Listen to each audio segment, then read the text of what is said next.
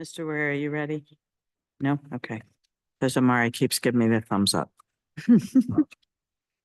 Pursuant to Section 5, Chapter 231, Public Law 1975, this is to state for the record that adequate notice of this meeting has been provided to the public by posting and maintaining the annual notice of regular meetings on the bulletin board of the municipal building, by mailing the annual notice of regular meetings for the 2024 to the News Record and the Star Ledger in December of 2023, and by filing said notice in the office of the Township Clerk. Cripe. Here. Mr. Daffis. Here. Mr. DeLuca. Here. Zangle. Here. Mayor Adams. Here. Whereas Chapter 231, Public Laws 1975, commonly known as the Open Public Meetings Act, requires all meetings of public bodies be open to the public. And whereas Section 7A provides that the governing body has the discretion to permit, prohibit, or regulate the active participation of the public in any meeting. And whereas desire the governing body to comply with the provision of this act, same time to conduct its business in an orderly and expeditious manner. Now therefore be resolved by the Township Committee, Township Maplewood does hereby prohibit, except as set forth in the formal agenda, active participation in the deliberations of the governing body by the public, and except as otherwise prescribed by law, does limit the public to the observations of the actions and discussion of the governing body at all of its regular and special meetings. Move. So moved. Second. Ms. Cripe. Yes. Mr. Daffis. Yes. Mr. DeLuca. Yes. Ms. Engel. Yes. Mayor Adams. Yes. Thank you. No, I was waiting for, because I was doing something. Please rise for a salute to the flag. Pledge allegiance. I pledge allegiance to the flag of the United States of America and to the republic for which it stands, one nation, under God, indivisible, with liberty and justice for all. Good evening, everyone, and welcome to the Wednesday, June 5th meeting of the Township Committee. Yesterday was Election Day, so our meeting was changed to tonight. So thank you for coming out. We have tonight 3 proclamations on, one for Pride Month. That'll be read by Committee Member Daffis, one for Gun Violence Awareness Day. That will be read by Deputy Mayor Cripe. Immigrant Heritage Month will be read by Committee Member Engel. Boards and committees, we have an appointment to our Recreation Advisory Committee. Then we have public comment. Normally that's for agenda items only, but for tonight, we're going to allow anything for public comment on the first public comment period. Board of Health meeting comes after public comment. Then we have hearings for both special improvement districts, the Springfield Avenue Partnership budget, and then the budget for the Maplewood Village Alliance. We have one ordinance on final passage and establishing classification of employment positions within the township and salary ranges for employees. Then we have a couple of introductions of ordinances, one for vehicles and traffic, implementing 2-hour parking on Raymond Terrace.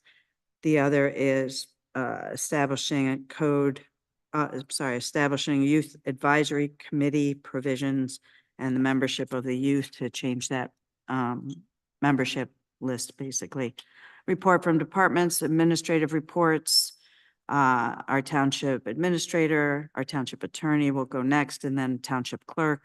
Elected officials, Committee Member DeLuca will start us off, Deputy Mayor Cripe, Committee Member Engel, Committee Member Daffis, and then I go last. Discussion items. We have a tunnel light installation project discussion by Mr. Daffis and a request of Governor Murphy to veto the Open Public Records Act bill, and that is Mr. DeLuca's discussion item.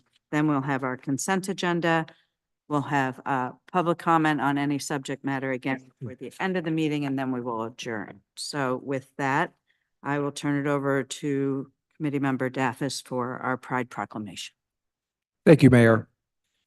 This is a proclamation in support of June. June is Pride Month. The proclamation says that Maplewood is a diverse and inclusive community in which our residents take great pride in our diversity and believe in the safety, prosperity, equality, and hope for all who live and work in our towns. Maplewood recognizes the human rights of all citizens and actively supports an end to all forms of prejudice and discrimination. Our LGBTQ+ residents have made significant and important contributions to the history and quality of life in Maplewood and throughout Essex County. The Township Committee of Maplewood Township is committed to promoting LGBTQ+ equality and fostering welcoming and affirming LGBTQ spaces in our town. On June 28th, in 1969, LGBTQ patrons of a popular Greenwich Village bar in New York City called the Stonewall, a staple of the underground gay community at the time, fought back against yet another police raid, which led to a prolonged and violent standoff that has become known as the Stonewall Riots, or the Stonewall Rebellion, or the Stonewall Uprising. Police harassment and raids against the queer community had been common across the country, particularly in cities such as San Francisco and Los Angeles, and queer resistance, including against police raids, established pre-Stonewall, largely through protests and more conciliatory forms of resistance. The Stonewall riots inspired more direct queer resistance, counter-rebellions, and multiple riots across the country, including a famous 4-day standoff against police and the takeover of Sheridan Square in Greenwich Village in New York City 1 year after Stonewall. 1 year after Stonewall, in June 1970, the first Gay Pride March was held on Christopher Street in New York City to commemorate the Stonewall riots and marking Stonewall as a monumental fulcrum in the course of the LGBTQ liberation movement in America, shifting public opinion and influencing breaks in systemic and institutional LGBTQ alienation and discrimination, including the formation of visible and influential pride organizations and advocacy groups across the country. The American Psychiatric Association's declassification of homosexuality as a mental health disorder, the decriminalization of homosexuality, the first national march for LGBTQ equality in Washington, all within just the first decade following Stonewall. Modern-day advances in LGBTQ equality, including marriage, bans against LGBTQ conversion, the advancement of some federal protections with respect to access to federal services and open military service, LGBTQ inclusive and protective anti-discrimination public access state laws, positive LGBTQ public opinion, fulsome LGBTQ visibility and representation in media, education, and public office, LGBTQ anti-bullying laws, and welcoming and affirming school climate policies, including actions to create LGBTQ inclusive curriculum. Fortune 500 Corporate America's LGBTQ inclusion and promotion are all also directly linked back to Stonewall riots and the earlier queer resistance that preceded them, all of which are on the ballot again this election season in November. All of that stuff that we fought for, that we have, are on the ballot in November. When we honor Stonewall and the queer resistance as a whole, we remember to highlight and honor trans persons of color who were significant players in the queer rebellion, including Martha Johnson and Sylvia Rivera, who led the riots at Stonewall, but who have, along with many other trans persons of color activists, been whitewashed in the mainstream history of queer liberation and by the LGBTQ establishment. Without comprehensive federal civil rights protections, however, and because of legislative and executive attempts at rolling back LGBTQ advances or cultural and political climate shifts that empower LGBTQ hate crimes that result in LGBTQ suicides or attempts at suicide, LGBTQ individuals and families continue to face significant uncertainty, oppression, and discrimination across the nation. Now, therefore, be it resolved that I, Dean Daffis, on behalf of Mayor Nancy Adams and the rest of the Maplewood Township Committee, do hereby proclaim June 2024 as LGBTQIA+ Pride Month in Maplewood Township. We commemorate and honor the men, women, trans persons, binary and non-binary, and all persons of color who changed the course of LGBTQ+ liberation history around the world. Those at Stonewall in '69 and those who preceded them. And we join advocacy and actions to continue promoting diversity, inclusion, and creating welcoming and affirming spaces for LGBTQ youth, trans, non-binary folks, persons of color. Be visible, be outspoken allies and upstanders, for any injustice against one is an injustice against all. Thank you. Thank you.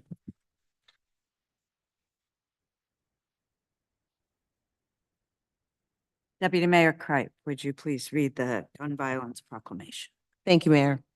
This proclamation is for National Gun Violence Awareness Day, scheduled for June the 7th.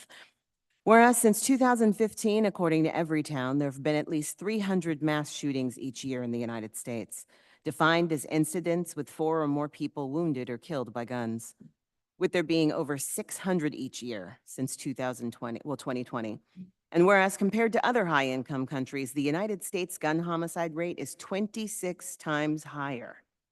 And whereas in 2024, there have been at least 72 incidents of gunfire on school grounds, according to Everytown, more than the number of noted in last year's proclamation.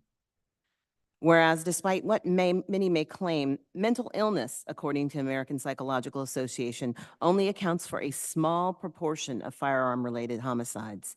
And the overwhelming majority of people with serious mental illnesses never engage in violence towards others.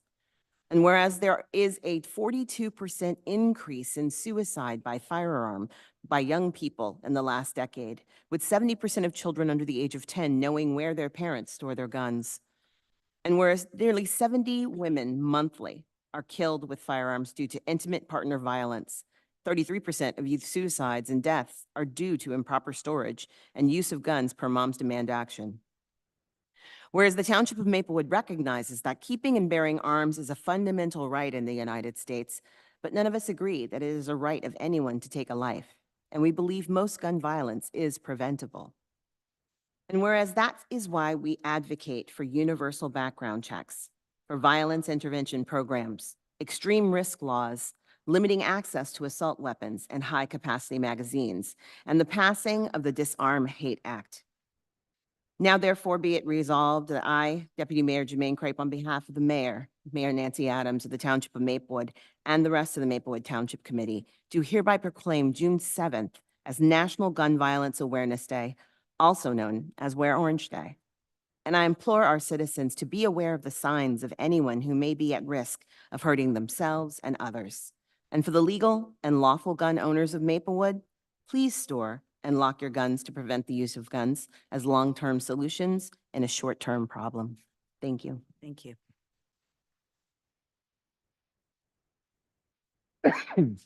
Committee Member Engel, you're up for Immigrant Heritage Month. Thank you, Mayor.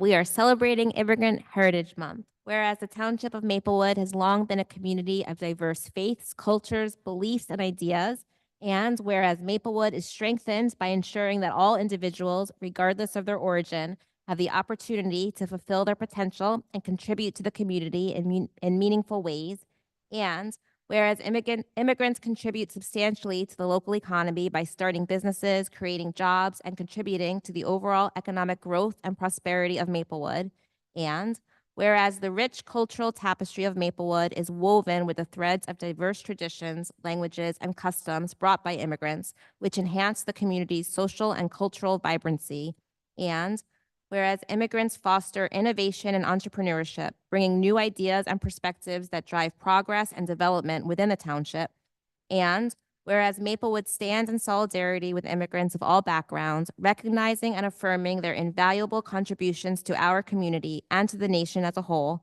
and whereas it is vital to acknowledge the resilience, hard work, and dedication of immigrants who, despite various challenges, continue to make significant contributions to the betterment of Maplewood. And whereas celebrating Immigrant Heritage Month allows the community to honor and appreciate the diverse heritage that defines Maplewood, fostering a spirit of unity and mutual respect among all residents. And whereas the Township of Maplewood is committed to promoting inclusivity, equity, and justice for all its residents, ensuring that the rights and dignity of immigrants are upheld and respected. Now, therefore, I, Deb Engel, on behalf of Nancy Adams, Mayor of the Township of Maplewood, and the entire Township Committee, do hereby proclaim June 2024 as Immigrant Heritage Month in the Township of Maplewood. And be it further resolved that during this month, we encourage all residents to participate in the various events and activities that celebrate our community's rich diversity, and to take this opportunity to learn about the contributions of immigrants to our township and beyond. And be it further resolved that Maplewood will continue to be a welcoming and supportive community for immigrants, fostering an environment where everyone can thrive and contribute to the common good. Thank you. Thank you.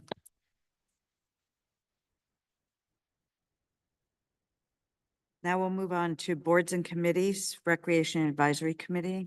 Thank you, Deputy Mayor. We have one applicant or appointee. I'd like to lift up the name Cody Earhart for our Rec Advisory Committee. Please come up to the podium. Mr. Earhart is a short-term recent transplant here, but has a wealth of information and knowledge after 15 years of practicing as a landscape architect, and is looking forward to using his professional knowledge to help us improve our parks and land usage. Oh, cool. That's great. Go ahead, tell us about yourself. Sorry, Would you Tell us a share a little little bit about about yourself? I didn't know what I was supposed to come from. Nice to meet you. My name's Cody Earhart. This is my third year as a Maplewood resident. My wife and I moved here. We've got two small girls, and quite happy to be in this community. And as you just mentioned, I submitted an application to join the Recreation Advisory Committee. I'm very interested in our parks and open space system. I myself practice architecture and landscape in New York City right now. I'm a licensed landscape architect, and we work on parks and school playgrounds, waterfronts, things like that in New York. And so I'd like to put some volunteer time in on the committee and hope to improve the park system here in Maplewood. Yeah, I believe Mr. Earhart has the qualifications to answer many questions that we can't answer right now currently in the Recreation Department, as well as our land use. So I would love to, if anyone has any questions for I Mr. have one. Earhart. We have a Maplewood Memorial Park Conservancy. I don't know if you're aware of it, that takes care of the historic park across the street.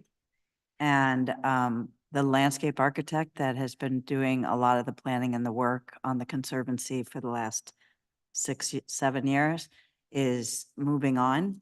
She's going to be helping out sort of remotely, and we have an I'm just Are asking. you trying to poach him from Rec Advisory? I know, I was kind of No, no. excited to hear about his playground Okay. experience. Everybody calm down, because that's not one of he can serve on the Rec Advisory I know, as it's a well as on the Conservancy.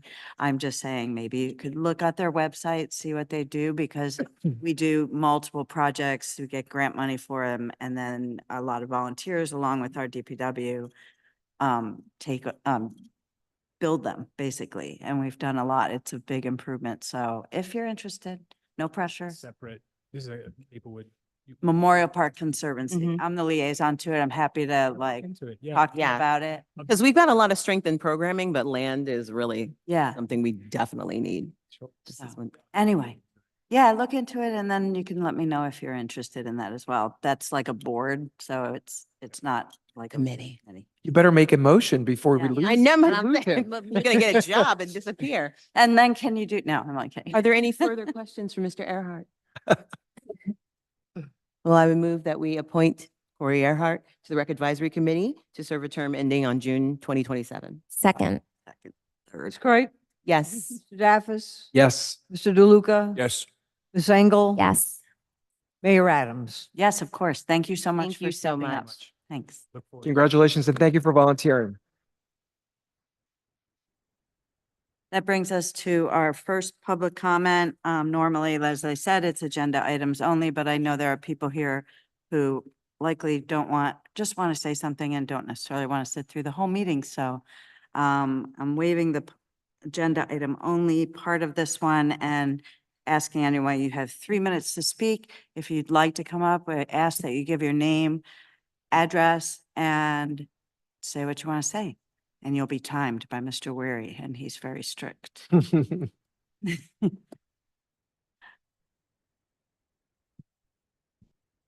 evening, everyone. My name is Morgan Triska. I live at 59 Schaefer Road in also Maplewood. And tonight I want to open public speaks to congratulate Malia, but also to most importantly show my appreciation for you, Governor Cripe, or Governor. Governor, oh, Yeah. good Lord. Put it out there. That's awesome. That's That would awesome. be amazing, but Deputy Cripe, okay? Jermaine, so much of Roller derby name. so much of the term that you are currently serving on has been filled with rhetoric from people in our community saying things that you aren't. This evening, I want to say things that you are. You are bold, you are tenacious, you are giving, you are compassionate, you are empathetic, you are loving, you are a hard worker, you are spiritual, you're a problem solver, you follow through. You are forgiving, you are always eager to learn. You're an amazing friend, you are a leader, you are a wonderful role model. I want to thank you on behalf of my family for walking through one of the most difficult times we have experienced this spring. Not only did you get involved, you followed through, you comforted us, you fought for us, you were there for us. Yesterday, my son kept asking me while I was following the election results, did Miss Jermaine win yet? When I told him no, he was sad, and my daughter too. Then I told him what we were planning for today, and I also told him this. We still won. We still won because we still have you as a town leader who will continue to advocate for people who aren't seen equally. You will continue to work hard to make sure your choice is heard and fight for families of color like us. You will be an example of resilience to all our children, especially Black children who look up to you. Even though being a woman of color in leadership has been very difficult, you kept your head high, your shoulders back, and you continued to work. My friend Jessica Miller and I were talking last night about you, and she said this, and it really struck me. She said, she makes a real difference in people's lives. When we advocate for children, we show them their worth. Truer words could not have been spoken more about you, Jermaine. Thank you for making a difference, serving our community, Deputy Mayor. We see you. It's beautiful.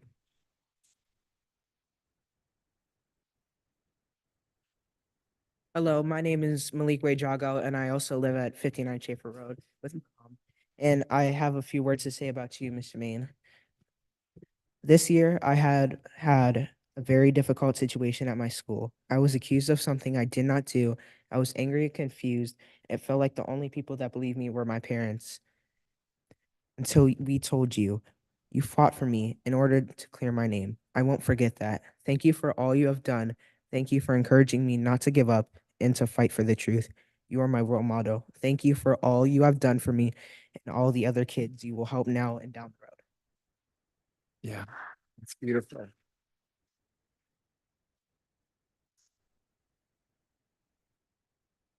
Hi, my name is Kimi Nakata. I live at 60 Woodside Road. I'm just want to say a couple of words about the way that Jermaine Cripe ran her campaign. Knowing that there have been some differences of opinion about, in particular, the Middle East, at the same time, I think that most people, at least officially, have supported the efforts that that Jermaine has led around opening up the pool to all residents on heat emergency days and to lower income residents and making sure that all of our children could learn how to swim. I think that Jermaine's really made a difference in town proceedings and decisions about things that seem small but really are inclusive and encourage all residents to feel like they really belong here. And she ran a campaign where she did not attack anyone. She didn't respond to some of the very unpleasant comments directed her way. And I really think that she just handled it very well. And I'm very sorry that she didn't win, but I'm glad that we at least have a few more months of having Jermaine Cripe on the council. Thank you.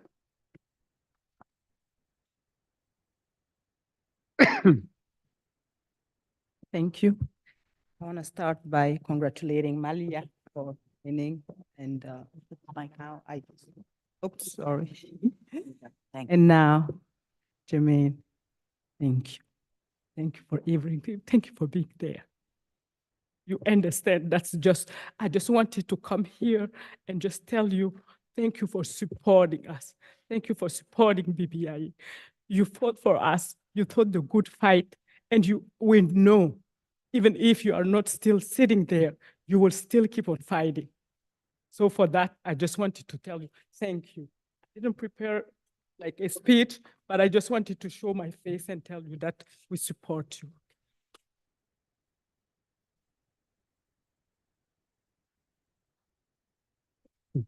Would anyone else like to address the Township Committee? Okay.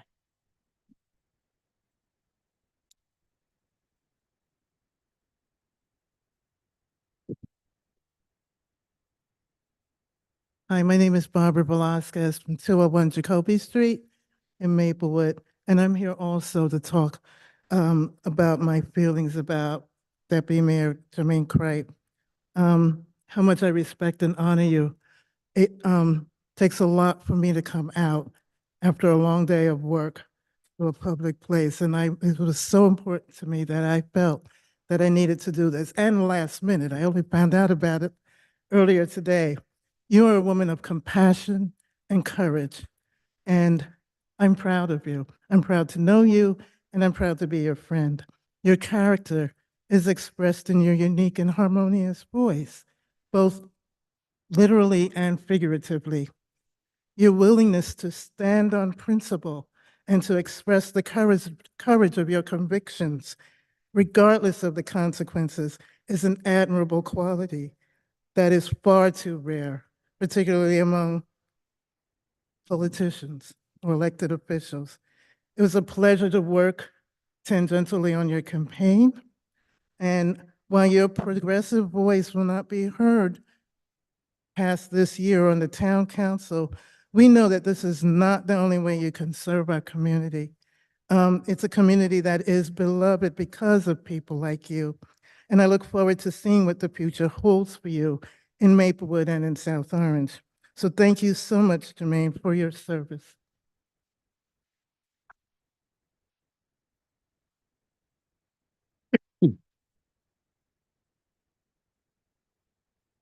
Hi, Jermaine. Hi, Deputy Mayor Cripe. I'm still struggling with what to say. I stood in a park last night and watched my daughter sob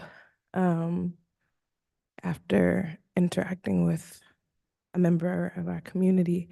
And I thought about what it would be to lose someone who looks like me on this committee, and what it will mean to lose someone that looks like my daughter on this committee.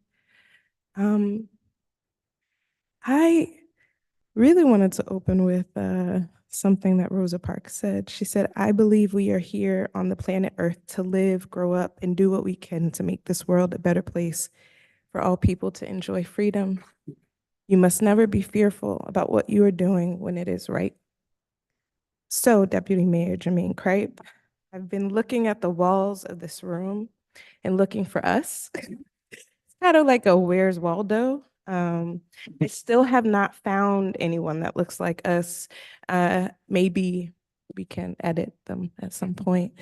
But I know what it means to be disappeared, because what it means is not to be affirmed and not to be built literally into the facility.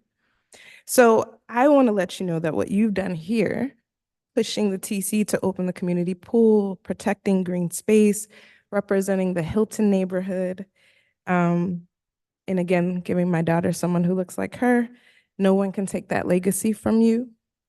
No one can take away the space you've taken up here for almost the last 3 years, the way that you've taken seriously your role in providing oversight and school funding, and the integrity that you've shown.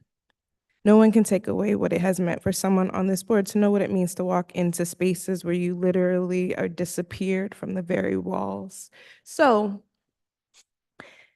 I guess I should close with Rosa Parks, who says, "The memories of our lives, of our works, and of our deeds will continue in others." These spaces are not made for us. We get pushed out of them sometimes, but the time you were here, it matters. Can't be taken, can't be stolen. And actually, you deserve a break. So I'm glad that they have delivered that to you as well. May we take the coming time for ourselves to heal and rejuvenate and be restored. There are people who love us. There are people who appreciate us. There are people who fight for us. Don't forget that, okay? Thank you.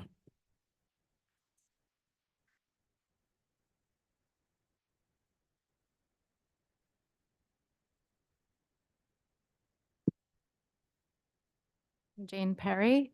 I live at 34 Mountain Avenue in Maplewood, and I wish I didn't have to follow Khadijah's so beautifully. But I came here to say thank you for being my partner on Cougar Cares at Columbia High School for so many years, and for fighting the good fight there, meeting with administrators and everyone else who gave us a hard time from the beginning, but never giving up and really fighting for all of our kids to have equity and access to all of the things that they deserve.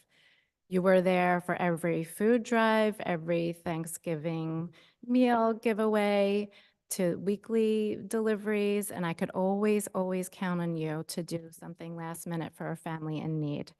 So you're irreplaceable. And I just want you to know how valuable you are and how much you mean to so many of us in this community.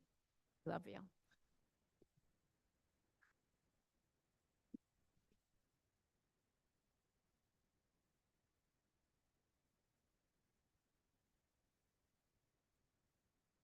While Jane's coming up, I just want to say, make sure you say your name loudly and clearly because someone watching who has a newspaper online. Jane can't hear you. Conrad, 35 Roosevelt Road, Maplewood. I just want to say thank you, Jermaine. Thank you for being willing to run and serve on the Township Committee. Thank you for representing the Seth Boyden and Lightning Brook community, which need representation. Thank you for helping the Township Committee make smarter decisions that benefit the whole community. Thank you for recognizing that, especially in these difficult times, respectful dialogue is what we need more than ever. We all need to learn and understand more about each other, but we can't do it if we're afraid to speak or silenced. Thank you for realizing what's at stake for our town with climate change. We all really need to get together on climate issues and how to address them, because we really are all together in this. You know, the same burning house or sinking boat, however you want to look at it. Thank you for standing up for nature and for kids' rights to be in nature. Thank you for keeping a close eye on spending, which is part of our resilience and our ability to cope with new challenges. Thank you for inspiring a new generation of activists, including my daughter, and for doing all of these things with such wisdom, grace, and courage. Thank you.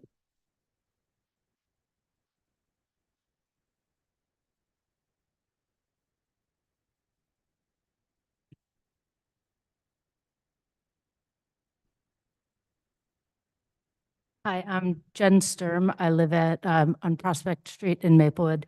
I'm a local activist and organizer, and one of the people who organized the ceasefire rally that Jermaine came and spoke at. I can't imagine this is an easy town in which to serve in public office, especially if you're a person of integrity. People come at you from all different directions, and the second you take a stand, even a stand on something most agree with, even a humane and just stand, those whose narrow interests misalign with the stand you took are suddenly out to get you. That is injustice, but it is also so incredibly short-sighted. It is, as my fellow members of the Jewish community like to say, a shanda. In case you're not conversant in Yiddish criticisms, that means a disgrace. Deputy Mayor Kripe, you have served Maplewood with integrity, thoughtfulness, care, consideration, and a commitment to uphold your values. We see that. Last night's loss is a loss for all of Maplewood. Even those whose views are narrow and self-serving will suffer this loss. It is also a loss for you, and for that I am sorry. For that I know I'm not alone in my readiness to work for all the things you work towards in your time as council member and deputy mayor. I have only lived in Maplewood for 5 years, and hi from another Hilton resident, yet I know you have served us well. From your work alongside Mayor Adams for affordable housing options, environmental sustainability, against artificial turf, and making community spaces welcoming to neurodivergent residents, especially children, and for staying true to your principles. We see you and we thank you. Thank you.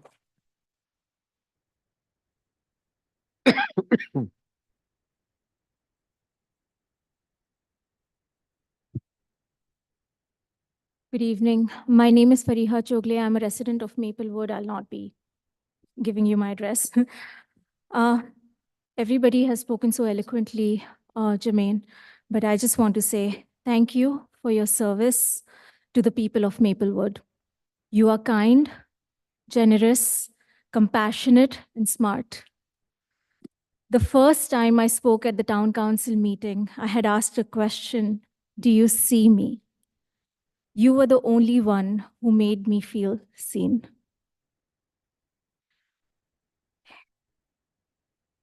Your face was the only thing that made coming back in front of this township committee bearable.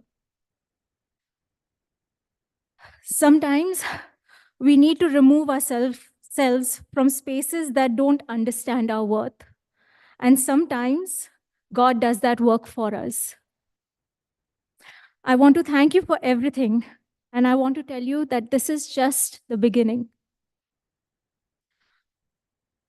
Respect to you, Jermaine. Oh, and one last thing for the keyboard cowards.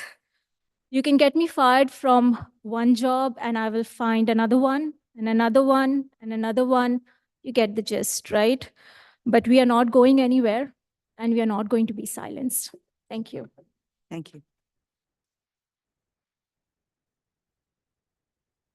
Is there anyone else in the room who would like to speak? Seeing no one, Mr. Weary, is there anyone online who would like to speak? If there's anyone joining us on Zoom that would like to speak in public portion on any topic, please raise your hand now.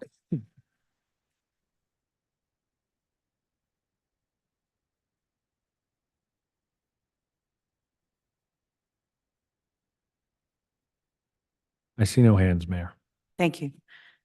Thank you, everyone who spoke. The Kleenex came in handy, I think. Okay, with that, we're going to move into Board of Health meeting. Thank you.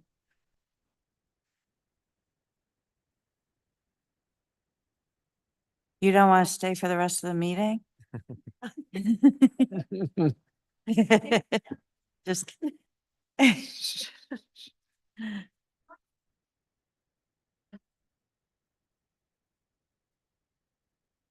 Should I start reading while they? Sure, yeah. All right. Pursuant to Section sorry. 5, Chapter 231, EL 1975, this is to state for the record that adequate notice of this meeting has been provided to the public by posting and maintaining the annual notice of regular meetings on the bulletin board of the municipal building, by mailing the annual notice of regular meetings for 2024 to the News Record and Star Ledger in December 2023, and by filing said notice in the office of the township clerk. Ms. Kripe. Here.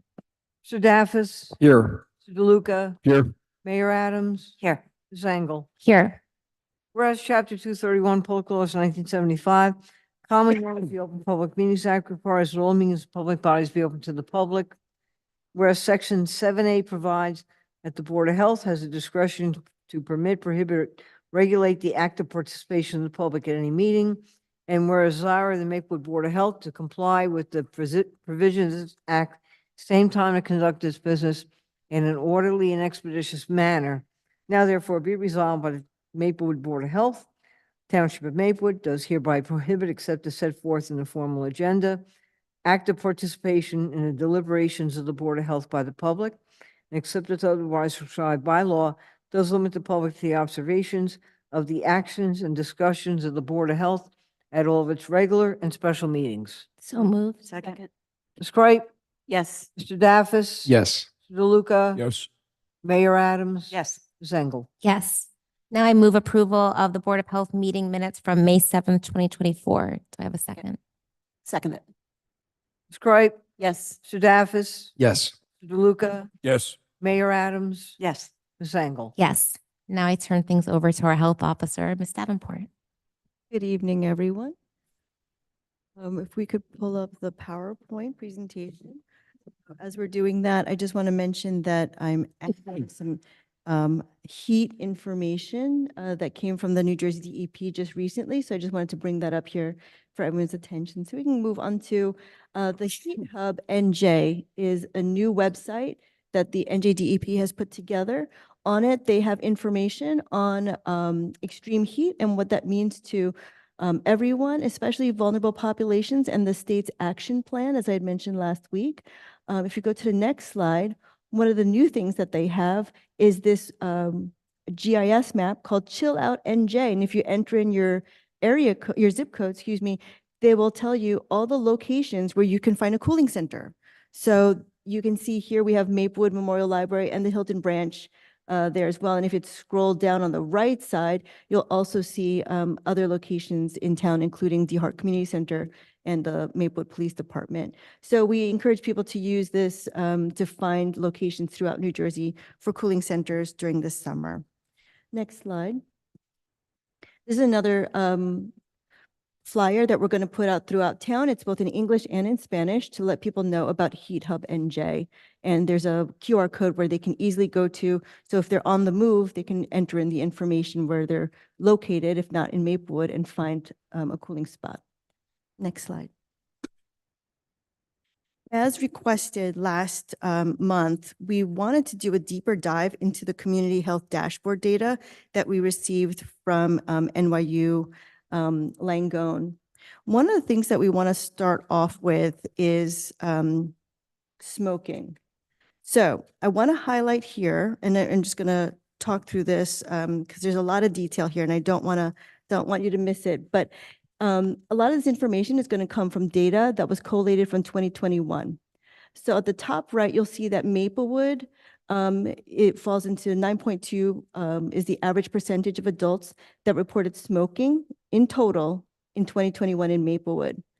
So 9.2 is not so bad because the average across all of the other states and towns that have participated in this program is 14.6. So we're not bad at all. However, with this data, we're able to go into nuances of neighborhoods. And what we're able to find is that there are certain neighborhoods in Maplewood that go above, not a lot above, but significantly amount, where we notice that there's an increase of residents who've identified that they smoke 30 or more packs a day, I think, or 30 cigarettes a day, I believe, over the past 30 days. So moving on to the next slide. So when we talk about smoking, we then talk about what do we do about smoking? And these are our smoking interventions. We have 2 vape shops that are located in Maplewood. They're located here by the yellow spots. As you can see, they're in the locations where there's a lot of smoking. That's tobacco smoking, not necessarily vaping. But we are responsible at the health department for enforcement to ensure that they are not selling to minors, to make sure that they are compliant with the state law that says no flavored vapes can be sold. So that is one of the things that we are doing and enforcing this year. Next slide. High blood pressure. So this is a typical public health intervention and issue. As you can see, 27.8% of Maplewood responded that they have high blood pressure. Again, this is 2021 information. However, the state, or the national average, let's say, is 29.3%. So we're not so bad. We're actually lower than that.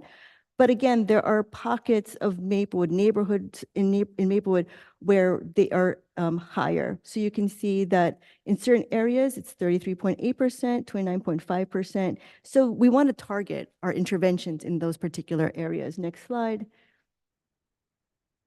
Diabetes also impacts the same kind of areas. We see an increase in residents who report that they have diabetes in those areas. Again, as we had mentioned, Maplewood as a whole looks great compared to the national average. But when we look at pockets and areas, there's things that we want to do and interventions we want to put into place to help our residents. Next slide. So diabetes and high blood pressure interventions. The red crosses here are the locations of our health screenings that we've done in the past year. You'll notice that they are at DeHart Community Center, the senior center, our senior apartments on Irvington Avenue, as well as now we have Maple Crest Park, where we're doing our health screenings with the farmers market. So these are some interventions that we're doing, and the locations seem to target exactly where they're needed. Next slide. Physical inactivity is yet another thing that we wanted to target. Again, there are pockets of areas where physical inactivity reported by residents is higher. So we would encourage the Township Committee, this is just for policy, when you look at interventions or programs that we're doing, we may want to advertise more or get more input from these locations to see how we can increase physical activity and services and programming in those areas. Next slide. Binge drinking. So this is, it seems Everywhere in town. Oh, my it seems goodness. everywhere except The in like areas the that have high blood pressure. section. It's a little bit lighter, so you can't see where it's 14% and 16.2. Interestingly, it seems to be everywhere else. So 16.7% of Maplewood residents in 2021 reported that they participated in binge drinking, which is, you know, a certain amount of alcoholic beverages per night based on male or female. And this is important for our efforts in Municipal Alliance. So as Municipal Alliance, one of our things to do is to educate people and prevent substance use, misuse or abuse. So this is interesting. We'd like to take a deeper dive into who is reporting binge drinking, whether that be, you know, middle-aged adults, seniors, or youth. So this will be an initiative for the Municipal Alliance moving forward. Life expectancy will be our last slide on some of the deep dives. Otherwise, you know, we're doing really good, but we wanted to highlight for the Township Committee some of the bigger issues. Life expectancy. 82 years old is the expected life expectancy at birth in Maplewood for Maplewood residents. This is data from 2015. However, I want to highlight the difference of age differential from 89 years old at the top to 78 years of age at the bottom. And so there is a significant difference of about 11 years in terms of life expectancy. So while Maplewood is very healthy, we are diverse, which means we also have people who don't experience the same life experiences in terms of access to healthcare, and other social determinants of health that might be difficult for others to access. And what I think we want to do is build some more health equity here so that that life expectancy separation kind of decreases over time. And that concludes our presentation. Excuse me, can I ask a question on before we lose that? First off, at 82, I only have 3 more elections Not on the TikTok. Township Committee, and then I'm done. No, that's a good way to go out. Who's gonna come then and say hello? I'm gonna be here. So, except for the binge drinking, everything else is on the eastern side of town. Correct. So are you able to correlate multiple languages speaking? It's a more non-white population, incomes are lower, Density. density, lack of trees, Yeah, lack of urban. green space. Are you able to take those things and factor it in to see how it all, I mean, we say it, we understand it, but I Yes. guess, what do we do about it? Right. So what is not included in here are all the data sets that come into putting this information together. And when we look and overlay overburdened populations that are identified by NJDEP, such as those who have English as their secondary language, their income and density of locations, it is in the same areas. And so a lot of things that we would advise and what we're trying to do at the health department is make our outreach and put it out there in different languages, because we understand that there is a lot more people who live in those areas who have English as their second language. And so we want to definitely address that. Likewise, I don't have the data for the tree canopies, but NJDEP does have a heat map where they can see an overlay. And if you do overlay it, I don't have it on here, but I'm pretty sure that we could definitely use more tree canopy and open space in those areas. So this programmatically helps you as the township to focus in on where we need to put our efforts. And I think it's very much in line with the master plan and all the activities we're trying to do. Yeah, Also some, grocery stores, And because no artificial turf. well, ironically, the area does have a grocery store on the one Actually, area, on supermarket. Irvington Avenue. Yeah. Mr. Weary, I point Davenport was making about our planning. So how do we convey this information that it's just thinking about thinking about tree planting, when they're thinking about maybe pocket parks? Mhm. How do we convey this to the open space committee? Yes. When they're thinking about it's a priority. I know they receive things, but there's nothing that comes back. Yeah. proposes. Yeah. Yeah. You know, are there opportunities where we could grab some space and create little pocket parks where we can green them up? Correct. I think that's So how do we do that? And We've started to do that by blending it into our current operation. So when we looked at tree planting for this year, we have more tree plantings in the areas where there are currently less street trees, right? The health department made a presentation to all the department heads, presented these dashboard data and how to access them and how to use them. There's some pieces of the master plan that I know engineering and public works has already started to look at and what they can do in the areas we're discussing.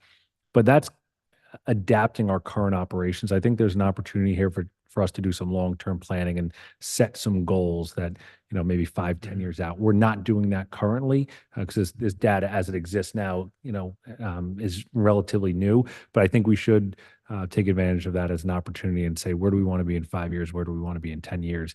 And that way, at least we can track towards it. And we've already talked about that with finance subcommittee in planning further than Yeah. just the next year, and that could be a place where. Similar track. Yeah. Right. Right, but I think distilling some of this into policy recommendations and or other actions that we can take that directly correlate to this would be really, really helpful, as you say, for long-term planning.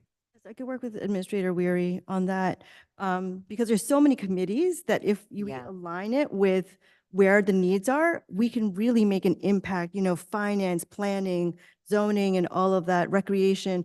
All of this can be data that we can use to move forward. And as I've said before in past presentations, public health works in decades, right? We work in generations. So what you as a township committee lay forth today will make all the difference in the world when we look at data 4 years, 10 years from now. So. And if we could share it with the school boards as well, particularly for the neighborhoods, because with the demonstration school being right there in that area, that would be one place we could even launch different programs for I'm them. happy to provide it to you, when you go to speak with the Board of Ed as the liaison. And I could do the presentation if other people would like me to do that. Can I just also add something over there? Because I know you said like the Heat Hub New Jersey was like translated to Spanish, but are we translating everything to Haitian Creole? Because I feel like that's something we've talked about before, is that our communications should all The be. Hub New Jersey's not Right. ours. That was in That's not ours. Yeah, it was a New Jersey DEP flyer. Okay. So I've asked them before for it. It's not a big language for them. So they're really just trying to hit like English and Spanish right now because it's for the whole state. But Got other it. things, we've talked to the county for Haitian Creole information. They're trying. So moving on, there's two things that I want to bring up that we're really excited about, which is on Saturday, June 15th, from 11 a.m. to 2 p.m. at DeHart Park, we are having our community health fair. So we hope that everyone will come. You can see all of the participants on the right, as well as our health fair sponsors, which are a lot of the local businesses in the area. So I want to say a big thank you to them for donating a lot of the raffles and giveaways that we're going to be providing to residents, including a mobile mammogram screening. So registration is required and there's limited space. So we do want to make sure that people who could use this is for people who are uninsured, but also they take lots of different types of insurance. So when you call them and you are due for a mammogram, it's right here in our community. We ask everyone to take advantage of that. Next slide. Just as an update, on May 21st, the Maplewood Health Department partnered with the Maplewood PD to present a safe medication practice presentation to the residents of Winchester Gardens. The information included were tips on keeping an updated medication record, how to read pharmacy labels, risks of medication misuse, and how to properly dispose of unused and expired medication. Next slide. Animal control update. So last Sunday, we hosted a free rabies vaccination clinic, which was open to both Maplewood and South Orange residents. We want to say a big thank you to Dr. Sarah from the South Orange Animal Hospital, who volunteered her time. She vaccinated 10 dogs and cats for rabies vaccinations. These were free and provided by the state. So for those who, have pets, but they can be costly for some families, this was a huge help to them. In September, we will be doing it in Maplewood at the Donnell Donnell Road by the fire station. So more to come on that. Next slide. Okay, dog bites. We are still getting a few of them. So we want to make sure that people are aware again that there's a dog and leash ordinance, especially in public parks. I do want to emphasize that as we are moving into more public outdoor events, that we encourage people to please keep your dog on a leash at all times. Next slide. And that if you are bitten by a dog, please gather the following information, which is to get the information of the owner, as well as their information on the dog and maybe their vet, so that we can find out if they have rabies vaccine. Otherwise, the resident who was injured will have to undergo a lot of rabies prophylaxis, which is very time-consuming and expensive. Next slide. May report from our partners at Bloomfield Animal Shelter. We had 27 animal control calls. Most of them were injured or sick wildlife. Next slide. Environmental. So for May, we've had 19 restaurant inspections, and mostly the complaints were for garbage and 2 summonses. So we are moving also, what's not mentioned here is toward camps and pools. So as we move into the summer months, we are doing pre-op inspections for our camps and our recreational bathing facilities. Next slide. As you know, we partner with the Essex Regional Health Commission, and some of the things that they've done for us are things that are covered by the County Environmental Health Act. So they do air inspections, noise inspections, idling car complaints. We mentioned those like last month. So they are doing those. When the DEP gets a complaint, they go to the Essex Regional Health Commission, and then they come out and they give a report to us. If you have any complaints of idling cars or noise, anytime, if you could give us like times and locations, that helps them because they can be there to issue a violation if needed. As an update to the noise complaints at Arizona Iced Tea, Essex Regional Health Commission did go out there during the day. And while they were just under the noise violation and during the day, they did go back at night and they violated the noise complaint. So that was huge for us. So they gave them a notice of violation, and they have 30 days from May 31st to reduce the number, and we will go back there and check the decibels. One of the things that I think I heard was that some of the tree canopy was taken down in that area, so that amplified the amount of noise that was there, and that's being felt by the residents. So there's some things that we hope that the beverage company can help us do to remedy the environmental area around it. Just on that, we had a problem with collapsing stream bank. Yes. That was part of the issue. You should coordinate efforts, because we're also on communication with Arizona. That issue. Okay. And maybe some of the resolution of that issue could be planting and development of the banks so that it creates more stability for larger trees. Right. And it becomes that noise Right. preventer. Yes. The way it is now, trees are falling into the River. lightning brook because The wall is coming down. slopes are- Yeah, it's just collapsing, yeah. Okay. Yes, I'll be happy to work with, work with Administrator. The other part is No, the okay. park property. I got it. Rotary Next Park. slide is our nursing update. So we investigated 5 reportable infectious diseases this month of May. And at our Maplewood Senior Apartments, we did 12 health screenings. And they are very happy with that. Always excited to see our nurses there. Next slide. Speaking of health screenings, again, we talked about high blood pressure, diabetes screenings. We are now doing health screenings once a month at the farmer's market. So as you know, the farmer's market started on Monday, and they're there every Monday. But the health screenings through Robert Wood Johnson Barnabas in Essex County are going to be there once a month, which is on every first Monday. So they will be providing blood pressure, stroke risk assessment, and diabetes screening, which is the A1C screening with a blood prick. So if anyone just wants to go and get those tested or checked out, they're all free and provided. So on Monday, we did 2 blood pressures and 8 stroke risk assessments and diabetes screenings. And we hope more people will take advantage of that. We are now making this flyer also in Haitian Creole and Spanish and distributing them to all of the parks, all of the street kiosks on Springfield Avenue, and anywhere you think we can put them out, we will be happy to do so. Next slide. One thing about that, the van was far away from the market. Yeah, we're going to move. So you have to coordinate that. I mean, I know it was the first market. Yes, yeah, we're going to move that closer. And I would suggest maybe some of the workers, like We made an effort to like reach out to them because we know, and my experience when I've done it in the past, is that the people who work the farmers markets are usually uninsured and they're young and they don't think about their health. When I did it years ago, I went up to a young man who was a vendor and his blood pressure was elevated. And I said, "What do you drink? And what do you do? What are your activities?" He's like, "I work 7 days a week. I don't have insurance. I drink 2 Red Bulls a day and pizza." And I was like, and this is who we're dealing with, right? Like, these are the people who need it. So we're definitely hitting up the vendors because they need it as well. Next slide. Vaccines for children. So the county is providing free vaccines for children. This is going to be especially important for the school year when kids need the vaccines to start school in September.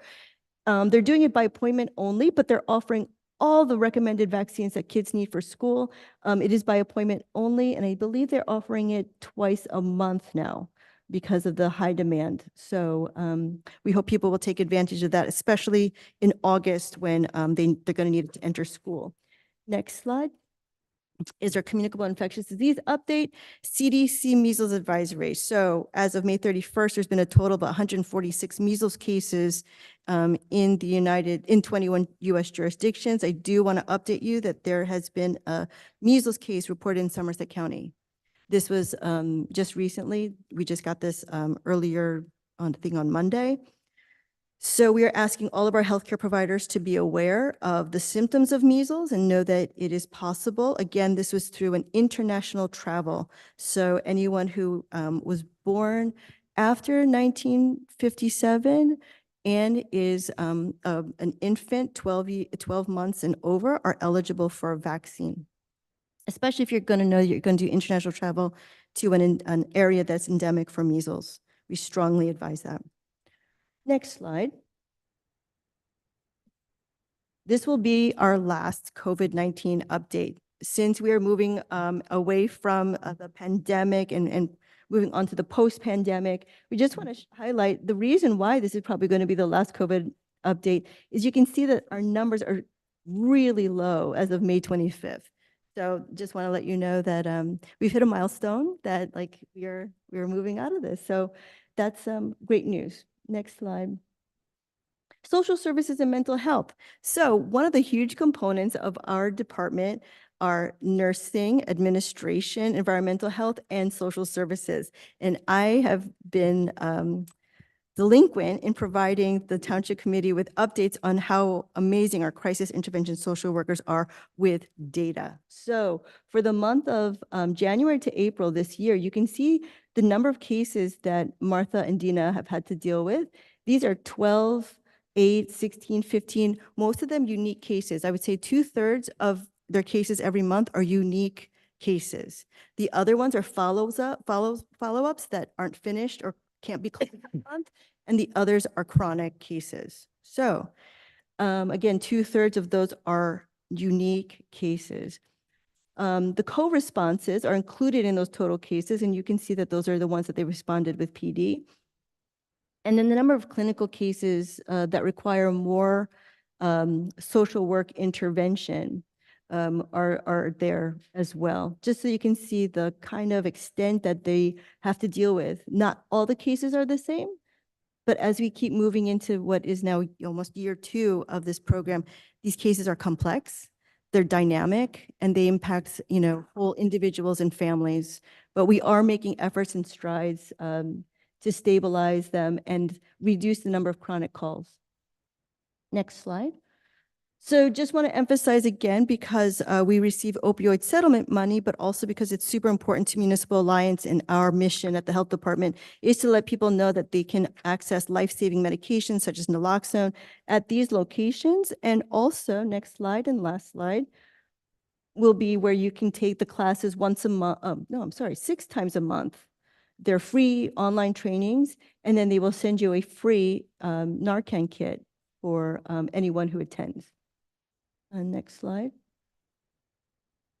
And of course, there's the Make the Right Call numbers. Again, if anyone, I just want to emphasize, because of the recent tragedy that we had in our neighboring town last month, I just want to highlight the mental health crisis hotline, which is 988. It is not only for people who are experiencing suicidal ideations, but for anyone who's experiencing emotional distress, even due to taking care of or experiencing anxiety for a loved one with suicidal thoughts. So I just want to emphasize that as an important number that people should use should they need to. And that's Are there any more of those panners available? There was a request made for one to be placed at DeHart. Oh, yes. Yes, we can make more. Yeah. If you'd like. Okay. Preferably facing out to the field. Okay, DeHart, and then Make the Right Call. You got it. Thank you so much for supporting it. We want to get as much word out as possible. And that's it. Thank you. Any questions, any more questions for Ms. Davenport from my colleagues? I have a question. Now that we've had some time with a second crisis intervention social worker, what is your assessment at this point in terms of our ability to get to more cases, our ability to meet people where they are at other times of the day when they're experiencing crisis, when before we could not, say late at night, overnight, the weekends, and so on and so forth? How are things looking? So Martha, for example, is a full-time CISW. And because we brought in Dina, who's our part-time, she works alternating Sundays. And what we have found is that when she goes to the PD on later in the afternoon on Sundays, early evening, we are seeing a lot more cases. They walk in, their families that need help, they're curious about what services can be provided. So we are seeing that we move our schedules based on what we experiment with. And Sunday evenings are quite interesting. More cases. We want people to know that the crisis intervention social workers are there, and that through co-response, by contacting the local PD, they activate them and they know when to activate them for various reasons and calls. Could we expand the CISW program? Yeah, I think that that's something we really should think about as we move into the future. As I mentioned before, as these cases, some of them are, easy, right? Like, oh, where can I find XYZ? But some of them are really complex. And as we keep going with these cases and we talk about them, we're just scratching the tip of the iceberg of cases that people need help. So yes, I do believe that there is one day a conversation that we as a township should have to explore, if you'd like, an expansion of the CISW program. We have expanded our outreach through the Homeless Outreach and Engagement Program. It's been a month and they've been fantastic. We have identified 10 homeless individuals that they have already encountered and made some strides with establishing relationships with them already in just the first month alone. And they're going to be at the library for 2 hours every Saturday to help people with applications that would help them divert away from the risk of homelessness. So we're making really big strides with them as well. Terrific. Thank you. Any additional questions from my colleagues? Mr. Wary, is there anyone online who would like to ask a question of our public health officer? Yes, if any members of the public joining us on Zoom would like to speak in this public portion for the Board of Health, please raise your hand now. And moving over Mary Mann to public portion.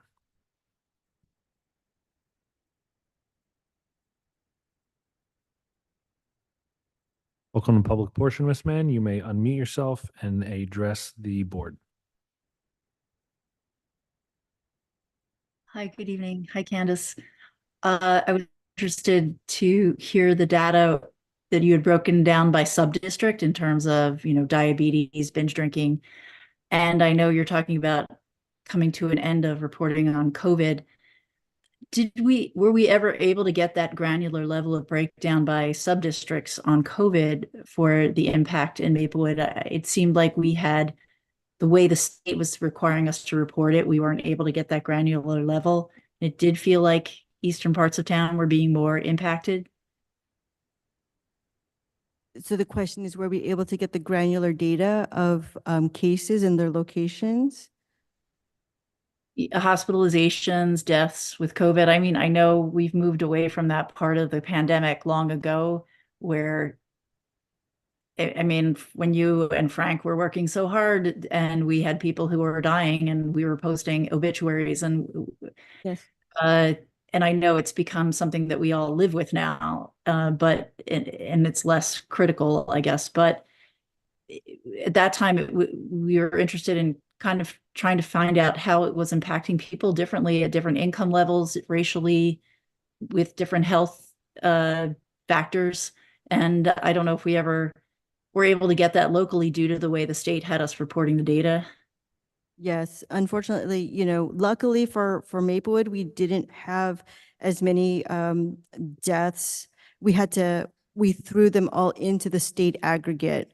But when you look at the state aggregate, you can see that disproportionately the people who were impacted were seniors and those who were in essential services that were working through the pandemic and didn't have the luxury of staying apart from others. They were doing the services that we all needed to live. So we saw a disproportionate number of cases with that, and those who had already comorbidities that they were living with, such as heart disease, asthma, and cancer or autoimmune diseases. They seem to be most prominent and prevalent. Thanks. Thank you. If any other members of the public joining us on Zoom would like to speak in public portion for the Board of Health, please raise your hand now.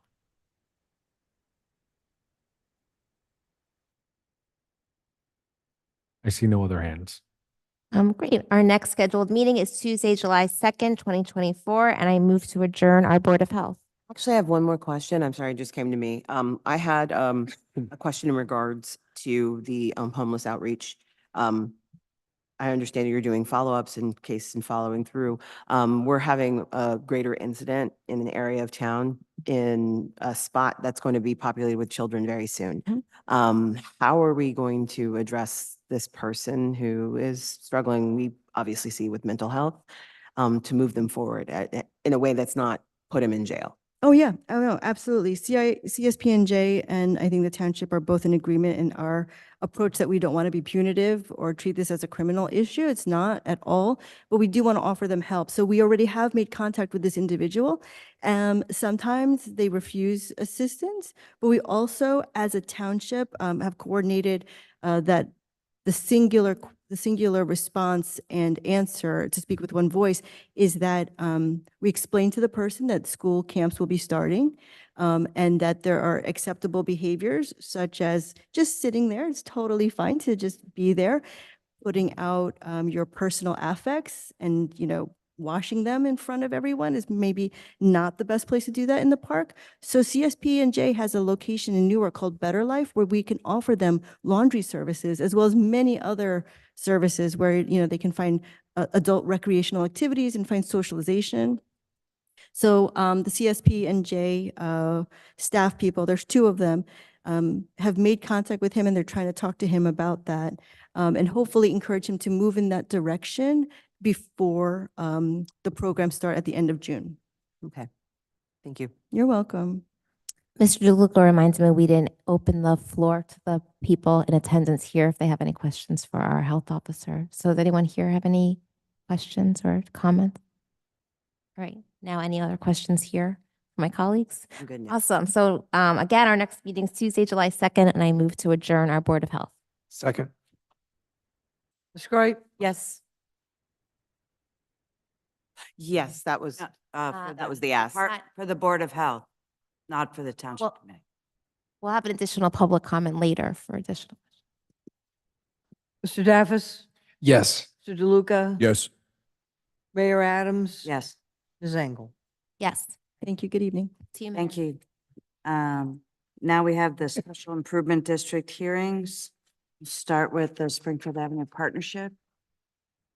You have to read by title, or We have, No, Village Alliance is here, but I don't see anyone from the partnership. So should we start with? I'd the just like to Village make a Alliance? statement, if you would allow, just Sure. that the notifications have been made to every property owner, as well as publication in the newspaper of the budget. So that would be for both DSAP Mhm. and the Maplewood Village Alliance. Just, they've all been notified. Okay, well, on the agenda, the Springfield Avenue Partnership goes first, but I know Ms. Howlett's been sitting patiently waiting, so can we do the Village Alliance first? Whatever you prefer. I'm going to stay with the agenda, and that's a Springfield Avenue Partnership. Which is, So the first item is just a resolution reading the budget by title for the Special Improvement District for 2024 Springfield Avenue Partnership. I move it. Second. Ms. Gripe? Yes. Mr. Daffis? Yes. Mr. DeLuca? Yes. Ms. Engel? Abstain. Mayor Adams? yes. Now we have a hearing. Yes. Do you want to? Okay, yeah, I'd like to indicate that now will be the time and place for the hearing for the Special Improvement District 2024 budget for the Springfield Avenue Partnership.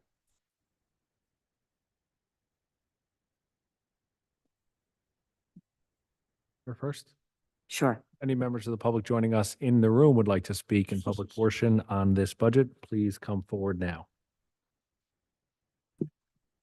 Nobody. No. And if any members of the public joining us on Zoom would like to speak in the hearing for this budget, please raise your hand now. I see no hands. Okay. Then we will move on and close the Close the hearing.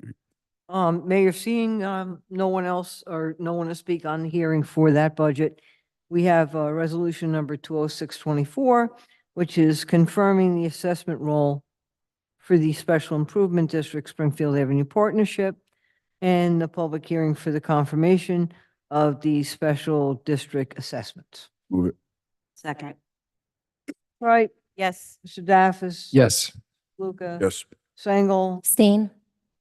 Mayor Adams? Yes, thank you. We'll move to the Village Alliance now, apparently. Mayor, next is the hearing for the Maplewood Village Alliance, the 2024 budget for Maplewood Village Alliance. First is resolution number 207-24, which is a resolution to read by title, the Special Improvement District budget for 2024, Maplewood Village Alliance budget. Okay, so. Move it. Second. Ms. Wright? Yes. Mr. Daffis? Yes. Mr. DeLuca? Yes. Sengel? Yes. Mayor Adams? Yes, Now would be the time, Mayor, and time and place for a hearing correct. for 2024 MVA budget. Is there anyone who would like to speak in this hearing? Would you like to say something? Come on up. Yes. Hello, I'm Hello. Amy Howlett. I'm the chair of the Maplewood Village Alliance Board, and I'd like to speak in support of our budget. Good We've idea. been working really hard in the past couple of years. We have our board's in a really great place. As some of you know, we have a minor setback, but our board in general is really healthy. We have a great, diverse board full of the perfect mix of new energy and institutional knowledge. And Council Member Daffis and I were talking recently about how excited we were about the diverse opinions and expertise on our board. As some of you know, our budget was completely static, I guess is the right word, for about 25 years. And we were able to raise it last budget session. And we'd like to continue the momentum forward with just some incremental changes, because my understanding is that the e-assessment was never meant to just stay in one place. You know, there's things like inflation, and we didn't even raise it as high as we probably could have because inflation was so high. So yes, I think I would wholeheartedly support our budget. If you have any questions, I'm happy to answer them. Does anyone have any questions? No, I'm just gonna, Board President Hella, thanks for being here with us. I think at the last Township Committee, as part of my report, I reported on our recent interview with Main Street for our designation application, and that one of their concerns that they pointed out to us was our budget and the special assessment and everything that we can do to continue being more progressive with the special assessment, because the budget doesn't fit the district. So 100%. And that's one of our key items. We're working on we have a strategic plan in place that we're kind of revisioning, reinvigorating. And that's actually one of the things that we'll talk about at our next session, trying to find ways to increase our budget in many different ways, because we need to do it. Maplewood Village is such an important part of Maplewood. Okay, anyone else have any questions? Okay, Thank you so much. thank you. So we'll move. Can I get a Go motion? online. You have to see if anyone online. Oh, I forgot about the people online. If any members of the public joining us on Zoom would like to speak on this budget, please raise your hand now. I see no hands, Mayor. Thank you. Can I get a motion? I think Ms. Fritzen has to read to. Mayor, we have resolution number 208-24, which is confirming the assessment role for the Special Improvement District, Maplewood Village Alliance, and the public hearing for the confirmation of the special district assessments. I'll move it. second, Ms. Wright? Yes. Mr. Daffis? yes. Mr. DeLuca? Yes. Sengel? Yes. Mayor Adams? Yes, thank you. Thank you.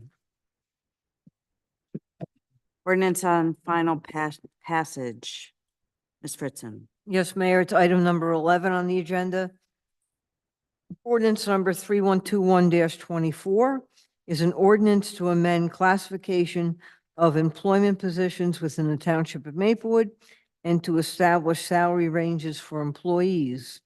This ordinance will revise classification of employment positions and salaries within the Township of Maplewood, consistent with a revision of the table of organization established within the Township of Maplewood. This ordinance has been published, copies posted on the bulletin board of the municipal building, and copies made available to the general public in accordance with the law. Does anyone have any questions or comments on this ordinance from the public? Anyone in person or online, Mr. Wery? Any members of the public joining us online would like to speak on this ordinance, please raise your hand now. I see no hands, Mayor. Thank you. Close the hearing. Can I get a motion? That's me, sorry. I'll move this ordinance be adopted as a whole, and the clerk be directed to publish the same as a past ordinance in the Maplewood South Orange News Record according to law. I'll second it. Thank you. Ms. Croy, Yes. Mr. Daffis. Yes. Mr. DeLuca. Yes. Ms. Engel. Yes. Mayor Adams. Yes, thank you. Introduction of ordinances. Yes, item number 12.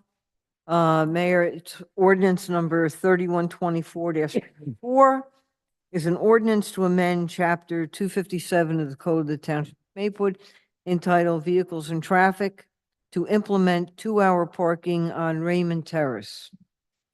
This ordinance will implement 2-hour parking on Raymond Terrace between Milburn Avenue and the township border. Mayor, I move the passage of this ordinance on first reading, its publication according to law in the Maplewood South Orange News Record, and a hearing to be held on June 18th, 2024. I'll second it. Roll call.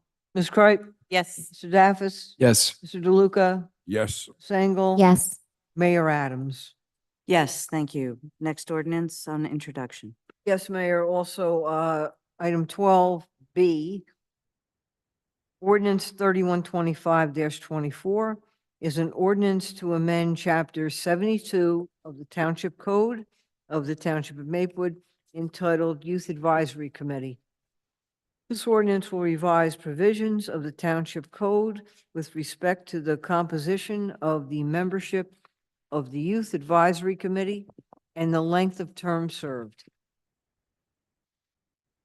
Mayor, I move this passage of this ordinance on the first reading, its publication according to the law in the Maplewood South Orange News Record, and a hearing to be held on June the 18th, 2024. Second. Roll call. Ms. Cripe? Yes. Mr. Daffis? Yes. Mr. DeLuca? Yes. Sengel? Yes. Mayor Adams? Yes, thank you. Administrative reports, Mr. Wery. Thank you, Mayor. One item, a reminder that our farmers market started up again this past Monday and will run every Monday from 2 until 7 until November 8th of this year. And the farmers market has been moved to 1662 Springfield Avenue, which is by the gazebo and Maple Crest Park. That is my only report. And you're going to be using SMS email at the end of this week or over the weekend to remind people of the new location? We will. It was included in today's community news, and we'll have a standalone email as well. Appreciate it. Thank you. Anybody have any questions for Township Administrator Wery? None, Mr. DeLuca? No, I'm going to save my questions when he least expects. Township Attorney Credidio. 3 quick items, Mayor. Ordinances 3122 and 3123, which are the redevelopment plan for redevelopment areas 1 and 3 on Springfield Avenue, and the historic preservation / demolition ordinance, are both scheduled to be reviewed by the planning board at their June 11th meeting. Assuming that all goes well, we will see them back here on June 18th for adoption. And I know we have this as a discussion item in a few moments regarding the Open Public Records Act bill. The governor did sign it late today. Yeah, I'm going to pull it. That's one less discussion item. Was there a signing statement? It was reported that he was going to provide one. There was. Okay. I'm sorry, what did you ask? It was reported that when he was going to sign it, he would accompany that with a statement explaining his reasons. And I'll find that and circulate it to the committee. Okay. Any questions for? Yes.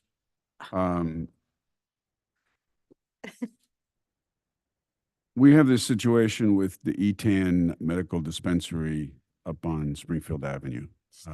It's not happening. And there's some concern. We'd like to get a resolution to this. And there's a concern that we might be putting ourselves into some legal jeopardy because we've given letters of support and stuff. So we've asked Ms. De Palma, our Director of Community Development, to connect with you. So if you haven't heard from her, if you would connect with her and just have that conversation and see if there's a path that we can move forward, because it's been a vacant building for a very long time, and there doesn't seem to be any resolution to this. Absolutely. Thank you. Any other questions? Great. Township Clerk Fritzen, you had an election to run? Yes, thank you, Mayor. So yes, I'm going to report briefly because you've all received results. Congratulations to Ms. Adams, Herman, for being the victors in the primary election for Maplewood Township Committee. The county was pretty good last night with updating their website, the first time they've ever been that prompt. So we were able to get numbers from early voting, numbers from vote by mail, and the ballot box pickup numbers that were probably the latest grouping of the last hour didn't come in, but they're certainly in by now. I will report that we had no election issues whatsoever at any of the polling places. Everything ran very smooth. Voters, it was a steady flow all day long from early in the morning until the polls closed. We actually had people in Maplewood Town Hall, which has 3 polling districts, districts 1, 3, and 6, that were online, but in the building. And I made that clear that they are in the building and they can vote, even though it's now 5 after 8. So again, we had no issues at any of our polling locations. If you're good with that, I'm going to go to my next topic. Go ahead. Okay. I wanted to report that Memorial Day went well, and I appreciate all of your cooperation. And it was the right move to have it. So I want to say thank you to all of the groups that participated, and the dignitaries, and of course our veterans. And Mr. DeLuca, I remember that we're going to have a wrap-up meeting just to go over some things that maybe we could do better. Okay.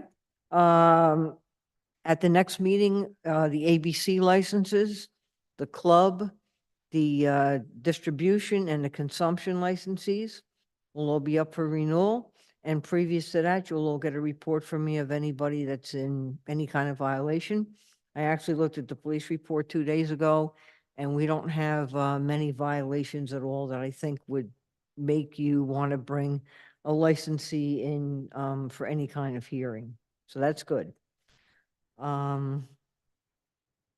Yeah, and again, I want to go back to the election and just compliment my staff, because they are wonderful, and a well-oiled machine, I would have to say. And it's just a pleasure to work with each of my staff members and those that have been coming in over the years that know their particular place in the results. And I thank them. Any questions for our clerk? None. Thank you for your hard work, for the whole department on all that. The Thank you. Memorial Day, you could have made the weather a little less humid for my hair, would have been appreciated. But Liz didn't we'll move have a on. magic wand that. As you can see, it's watching today. So we'll move on to elected officials. Committee Member DeLuca. Thank you, Mayor. I want to congratulate you on your election, your reelection, well-deserved, and congratulate Malia Herman, who I met when I was mayor, and first time I met you was with Moms Demand Action when we were wearing orange in Memorial Park, doing our first responsible gun ordinance or gun legislation rally for that. So it's good that you'll be joining us, and we look forward to that. And I want to thank Jermaine Craig. I know how hard this is, because in 2003 I lost the primary, and it's like a dagger, because you still have 7 months to go. But what you remember is that you took an oath to serve for 3 years till the end of this year, and you do your best. You do the things that you want to do. You do them just compressed now and get it done. And so it's tough, but as many of your supporters tonight came and said that, you know, they respect you for who you are and what you've done. And I was happy to support you. And, you know, let's work together to get your things that you want to accomplish for the next 7 months. Happy anniversary, 29th anniversary to the Hilton Neighborhood Association tonight. We missed it. Celebration. We missed it because we were here. They were with the jazz band at the gazebo. And that's 29 years ago that we formed that organization. It's still going strong. Another legacy event in Maplewood is the 4th of July, which is coming back strong this year. We've been growing it a little bit every year, and this year we hope to bring back a lot of the activities that we've had in the past. Tentatively, right now, we're scheduled to have a 5K race, our bike parade from Maplewood Village to Memorial Park. We'll have kids races there. We're going to do a baking contest, which we're going to be moving over to DeHart to try to get both sides of town involved in this activity. We'll have an ice cream eating contest over at DeHart. We may have a couple other things there. Then we come back to Memorial and we have some music and then fireworks between 9 and 9:30. And we have a resolution on the agenda tonight, 21024, authorizing the fireworks. Yes. Home sharing, we have it's our new project we're kicking off, affordable housing project and companionship for people who might desire it. We're going to have a session here in Town Hall on Thursday, June 20th at 7 p.m., which will be simulcast on Zoom at the same time. And you can go to the Township website and find that link. And in any event, if you happen to have a spare bedroom, you have some space in your house and you'd like to have someone come and live with you, they can help around the house with, in the yard with chores and activities, shopping. As I said, provide companionship, give you a little income to pay the bills. So the home sharing is an organization which matches up those folks with homes and those folks seeking homes. So come out on June 20th, it's Thursday night, 7 p.m., and find out more about it. And lastly, we talk a lot about traffic calming, and tonight we have a resolution 203-24 in which we're going to be spending $80,000 to engage dynamic traffic on our planning. That's not to do the implementation because we have another couple of $100,000 put into the capital budget for that. But this will be the planning that dynamic traffic will do for us for our many traffic calming projects. That's it. That number has gone up significantly. It was 50,000 year over year for quite a while. So did the RFP change or did they just raise their fee? We give them more work. Or we're planning? So their fees are not getting less expensive, but it's being driven by more. Deputy Mayor Kripe, you're up. Thank you, Mayor.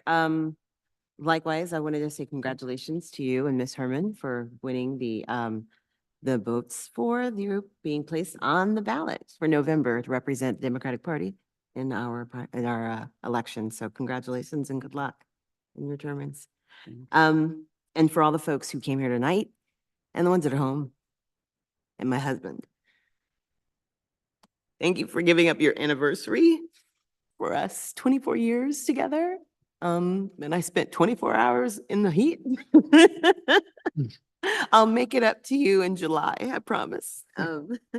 But thank you all for the support, the love. And yes, as everyone has encouraged me and they know who I am, I'm not going to stop. So I may not be here on the dais, but I'll still be allowed. I might be over there in that 3-minute timeline, giving you a piece of my mind. So I will say one of the greatest things that I got to experience yesterday was meeting our business administrator's twin brother. Oh, you I have don't met him know before? if you met him. Yes. but there's a twin and then there's twins. Yes. And his brother came up and we were all like, get out of here, Patrick, put your glasses on. And he's like, no, I am. And as he started to talk, I could hear the difference in the tone. And so now we have documentation that there are two Patrick Warehams. Yes. One don't just doesn't think wear so. glasses. I'm still convinced that he just plays both. He was wearing the same kind of shoes and Yep, everything, yep. but that's why we were like, get out of here. It's not. Anyway, it was a pleasure meeting your brother, and thank you for being such a good sport about when we were giving you a little hard time later. Just a very short report. Juneteenth preparations are still ongoing. However, we're having some difficulty getting a hold of veterans of color. One of the ideas that we had was to, in splitting the program, was to have a more somber memorial on actual Juneteenth. So we are asking for any veterans or people who know veterans of color, particularly African Americans, who'd be willing to be a part of that aspect of the program on June 19th. Please reach out to us here at the Township because we really want to make you a part of things. There's a VFW hall in Bucks Hall. We've already spoken to them. They had one gentleman and he's unavailable. Yeah. And we reached out to Seton Hall as Mhm. well. Yeah, we're not getting anywhere. Yeah, so please, if the community could help out, that would be great. And then my other part would be that Maple Woodstock's planning is in place and everything is going to be going. Maple Woodstock will happen in our beautiful Memorial Park, July 13th and 14th. And for those people who are like me, who love to have a canopy, the canopy lottery will be opening soon. It went very well the last 2 years and they're going to keep the system going. So please keep an eye out on their website for more information. And that is my report. Thank you. Thank you, Deputy Mayor Craig. Oh, wait, one Oh. more thing. Moms and Band Actions, June 7th, the June 7th observation. There isn't one here in Maplewood. There will be one on Summit Green in Summit. So if you are interested, you can reach out by going to the Everytown website and get more information or reach out to me here at Yeah, Township. the Village Green is on the south side of the train tracks. Yeah. So, And that is my report. okay, thank you. Committee Member Engel, you're up. Thanks, Mayor. I also wanted to congratulate you on your win yesterday. Leah, Herman, and Jermaine, I just wanted to say that I really enjoy working with you and I'm excited to finish out this year strong on making our pool more inclusive, making our recreation programming more inclusive. And making getting our youth advisory committee back going. So I think that we share a lot of the same values and a lot of the same thoughts. And I'm really excited to continue working on that and appreciate all you've done to get the inclusive playground going and to continue the work on that. So thank you for all that you've given up here, for your friendship, for your collegialism, for your smile, and just very happy to know you. My report tonight is going to be all about the pool. The pool is open. I want to thank our Director of Community Services, Melissa Mancuso, Nick Waltz, our pool foreman, I always forget his title, everybody who was involved in getting our pool open for Memorial Day weekend. It looks great. Everyone's having fun. Our Mako swim team registration is open. It is going to close on June 9th at 11 p.m. So if you have a swimmer that wants to sign up, make sure to register before June 9th at 11 p.m. Swim lessons, we reported last meeting that there will be swim lessons expanding on the weekends for kids up to age 9. So that registration should be opening up soon as well.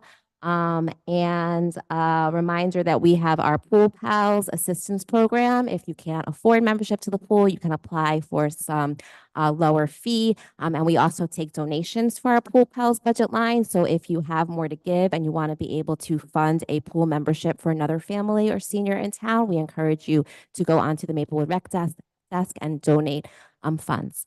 And that is my report. Okay, any questions for Committee Member Engel? No, okay. I'd like to make a motion to extend the meeting past 9:30 because I doubt we'll get through it. 5 minutes. Second. Right, Yes. Daffis, Yes. Luca. Yes. Sengel. Yes. Mayor Adams. Yes, thank you. Committee Member Daffis. Thank you, Mayor. The time goes so quickly, right? So the Maplewood Advisory Council met recently. We are undertaking a public art project, which is pretty exciting.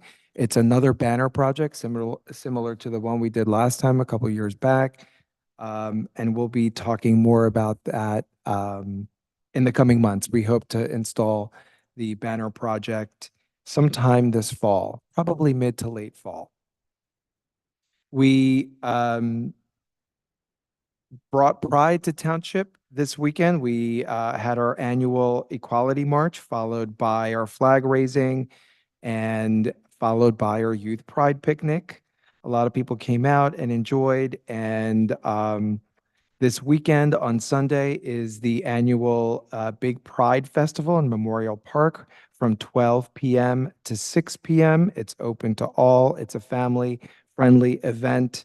And we're really grateful to North Jersey Pride for continuing to produce this now very popular throughout the region Pride event. I also want to remind folks of two upcoming Pride events. On June 13th, which is a Thursday, please come on out and support our annual Lavender graduation. This is celebrating the LGBTQIA and allied high school seniors. This year, we will be hosting it at the Maplewood Middle School auditorium due to the issues at CHS's auditorium. The program starts at 6 p.m. We should wrap up by 7 p.m. And then all the youth are welcome to go to the big queer prom at the Woodland starting at 7:30 p.m. that same evening. Lavender graduation is an annual event. It's part of Pride, and it honors the achievements and contributions of the LGBTQIA student population. And this year, we are organizing the event in partnership with South Orange, the South Orange Maplewood School District, CHS Spectrum Club, and the New Jersey Safe Schools Coalition. Sorry, different screens here. Sorry about that. And then lastly, the election. We witnessed in Maplewood and in South Orange yesterday the administration and execution of free and fair elections.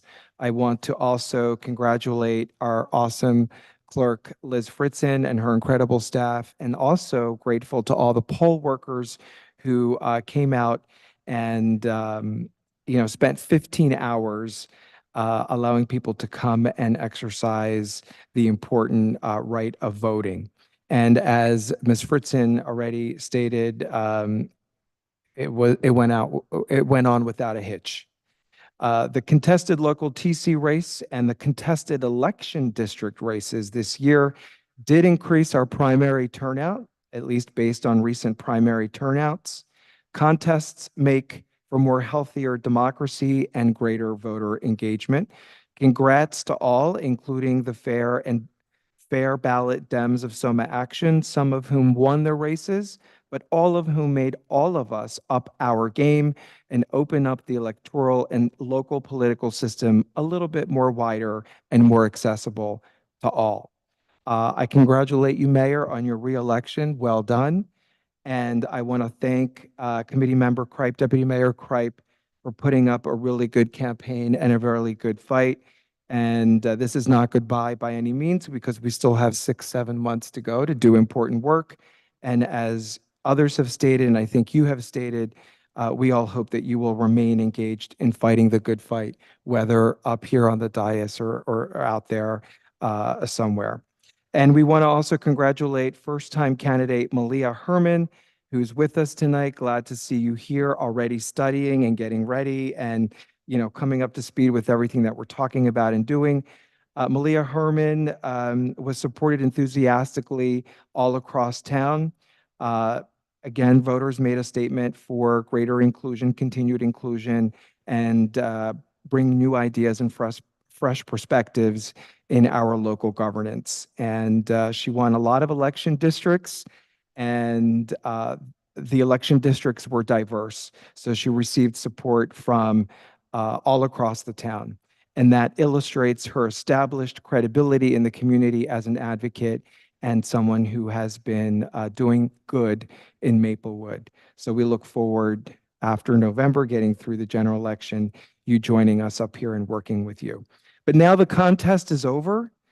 Contested elections make for some heat sometimes, and things are said and done. And now that the election is over and we all honor the results, we hope that we can come together. We need to be unified. We are stronger together, and we have a lot to do for the November election. Thank you. That's my report. Anybody have any questions for Committee Member Jaffers? Okay. I only have one thing, since my life's been campaigning the last couple months mostly, so I don't have any calendar items or anything, because you guys all cover it by the time it gets to me, which is fine, and I'm not going to be redundant. But I want to thank the support of the community for electing me to my 4th term on the Township Committee. As I've said before, I didn't start doing activist work in the Township of Maplewood because I was planning on running. I just believe in giving back to the community, and that's what I look forward to continuing to do. I was pleased to spend a lot of time with Deputy Mayor Kripe for the last couple months, and just strengthened our friendship and respect, deep respect for you. I can't always say that for people, so I really appreciate who you are and what you stand for. And I know we'll just stay in touch and still be doing, but you still got 7 months, so you can't give up yet. Committee Member DeLuca, thank you so much for all your time, energy, and we spent a lot of time walking together too. So we have a lot of work goes into this, and I could say that it was generally okay. I didn't feel like it was a completely lovely campaign season.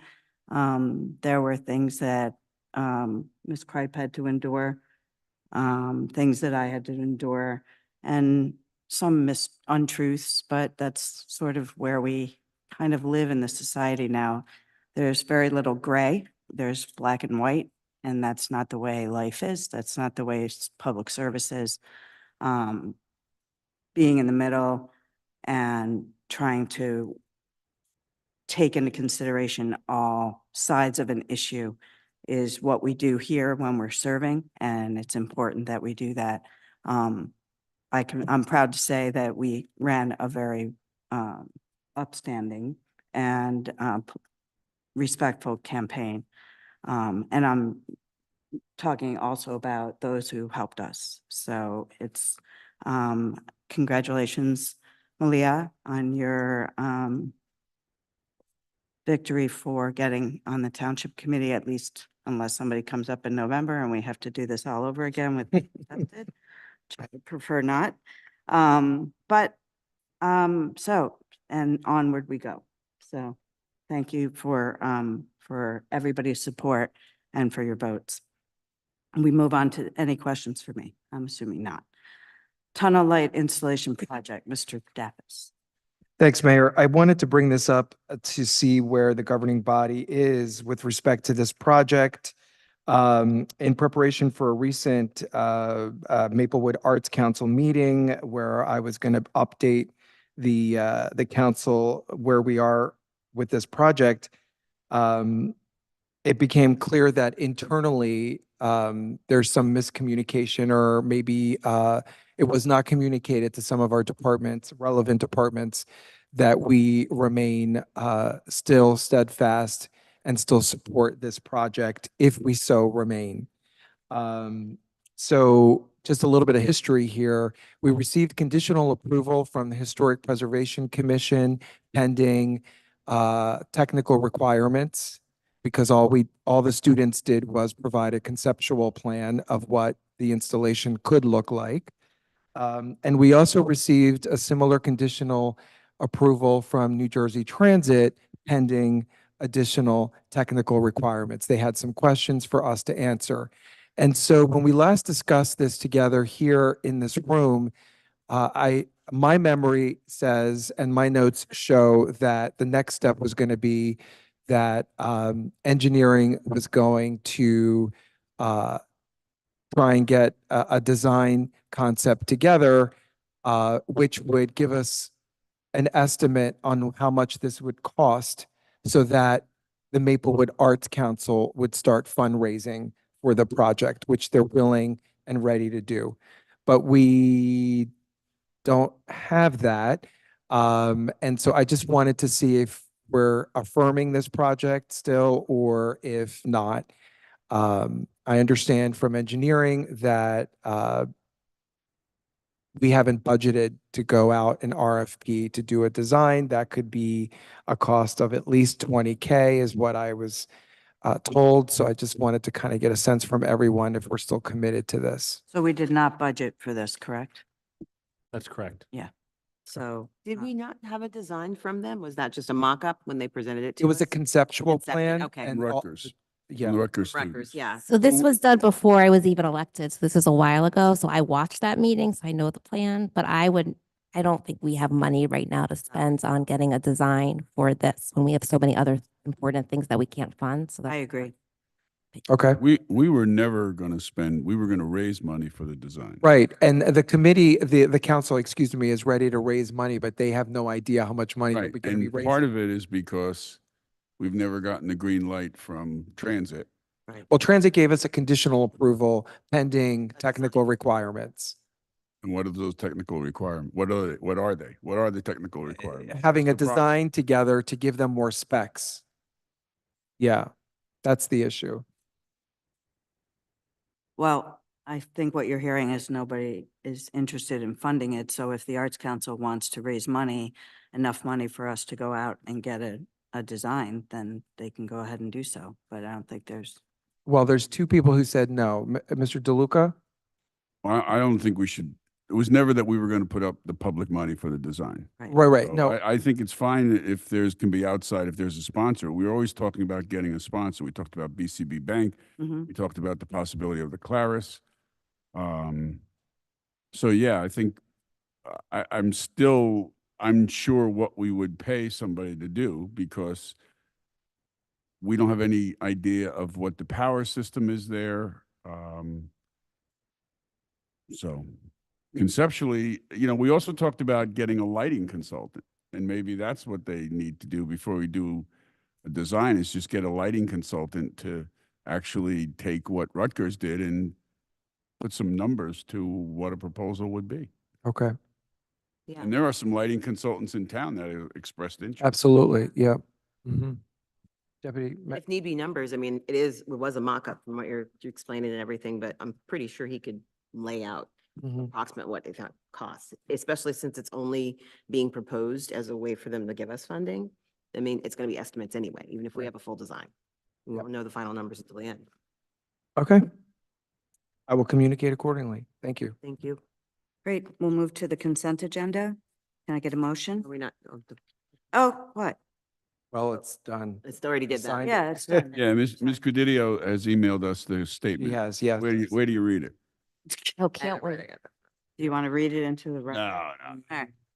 Good. Then can we get a motion on the consent agenda, please? I move the consent agenda. Second, Ms. Fritz. All right, yes. Staffis, Yes. Luca. Yes. Engel. Yes. Mayor Adams. Yes, thank you. This comes to our second public comment for the evening. Would anyone like to address the Township Committee at this time on any subject matter?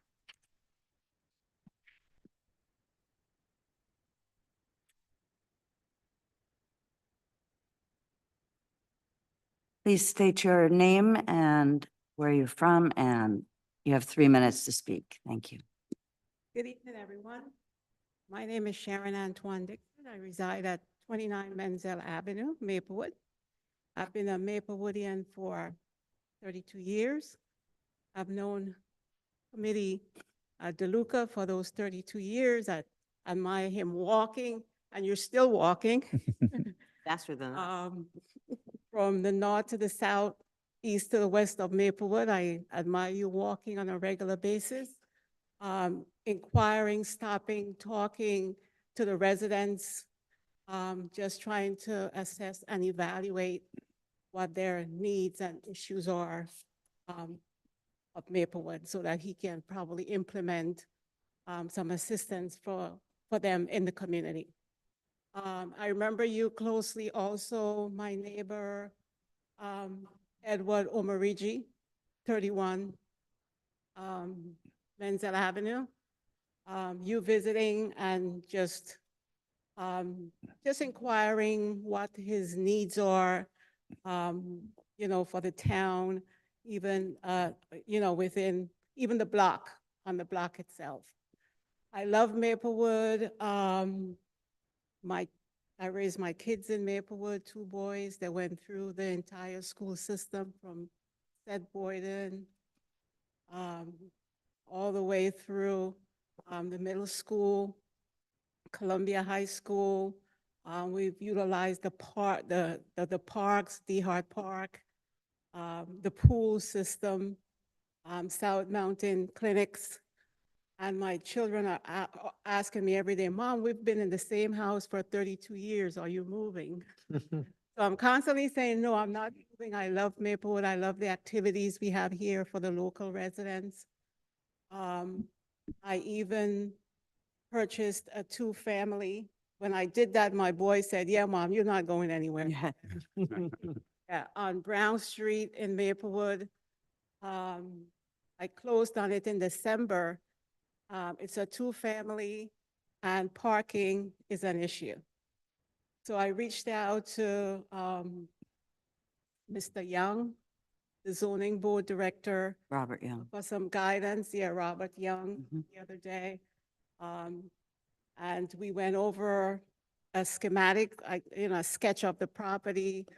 I do have 6 huge bedrooms, 3 on each floor, and the parking accommodation for those 6 bedrooms are only 4 parking spaces. I'm short of 6 parking spaces. So he came up with some suggestions regarding, you know, permit parking, maybe uplifting the overnight parking. I spoke to quite a few of the residents on 12 Brown Street. Half of them have been on that street for just about as long as I've resided in Maplewood, 30 years, raised their kids. Their kids are adults. They still live at home, and parking is an issue.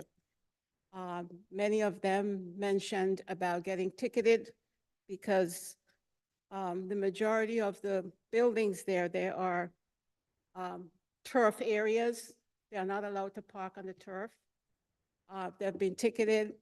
So I'm here on behalf of 12 Brown Street, just to inquire, just to brainstorm as to how we can move forward in accommodating the residents on Brown Street surrounding parking. Okay, we can bring that to Engineering, Public Works and Planning Subcommittee. We meet next week. We meet, and you're welcome to join us. It's at 8 a.m. on Zoom, and the link is on our website. Yes, so Yeah. Next Wednesday. Wednesday, the 10th. And Yes. the 12th? 12. What day is this? 8 a.m. on Zoom. Today's the 5th? Okay, yeah, 12th, my bad. Thank you. Thanks for inviting me. Yeah, and if you aren't able to attend, I will make sure that we bring it up to our engineer and they can take a look at the whole, you know, it's a process. They'll take a look at everything, take a look at the usage, take a look at the curb cuts, the street, everything, and then that's one place we can start. I mean, there are other issues that'll go along with it, but yeah. I appreciate you. Okay, appreciate you coming in. Thank you so much. There anyone else in the public, perhaps online, Mr. Weary?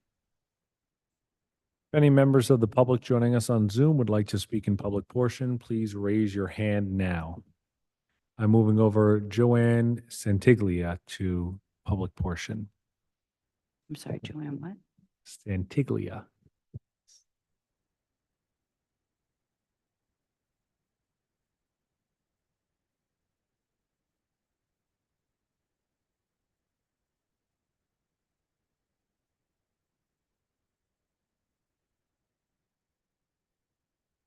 All right. Ms. Santiglia declined to join public portion, so I will now move over Mary Mann to public portion. It's because if you hadn't said stuff.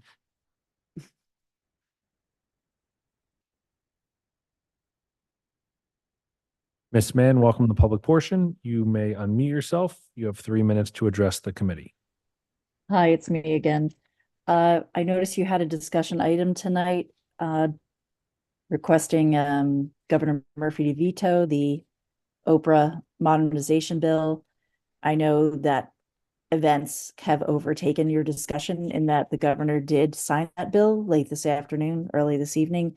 And I'm wondering, is the committee going to be issuing a statement about the governor's signing of the bill, or did you have any comments you could share now?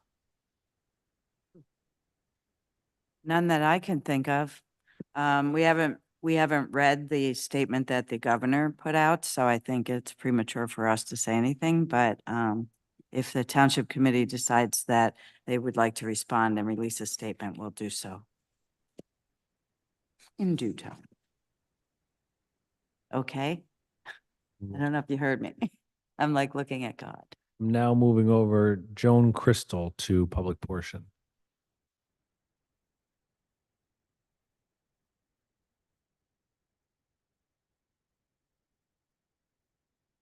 Welcome to public portion, Ms. Crystal. You may unmute yourself and have 3 minutes to address the committee. Thank you. You were talking earlier about looking for a veterans group comprised of veterans of color. I don't know if you're aware of this, but there is such a group that meets Fridays at the senior center. And it's quite possible that some of them might be interested in participating in Juneteenth. Michelle Wesley should be able to give you their contact information. You are a rock star. This is why I love you, Joan. Thank you. All right. Okay, anyone else, Mr. Rary? If any other members of the public joining us on Zoom would like to speak in public portion, please raise your hand now. I see no other hands, Mayor. Did you say you see no one else? No other hands. Could I get a motion to adjourn the meeting? Not from me. So moved. Second. Ms. Right, Yes. Mr. Daffis. Yes. DeLuca. Yes. Ms. Engel. Yes. Mayor Adams. Yes, thank you. Have a good evening, everyone.